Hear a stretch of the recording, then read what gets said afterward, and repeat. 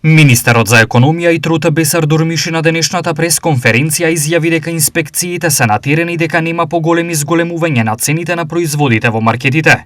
Исто така потенцираше дека доколку по завршувањето на владината мерка, која трае до задутре, државниот пазарен инспекторат утврди девијантно однесување од страна на маркетите и енормно зголемување на цените, ќе следува ограничување на маржите. Сум бил во контакт со директорот на пазарна инспекција. Тие во овој временски период, во месец мај, ќе вршат воредни контроли и редовни контроли нормално. И на крајот на месецот ќе направат извештај, ќе ги контролираат трговците, ќе ги контролираат производителите, дистрибутерите, буквално све.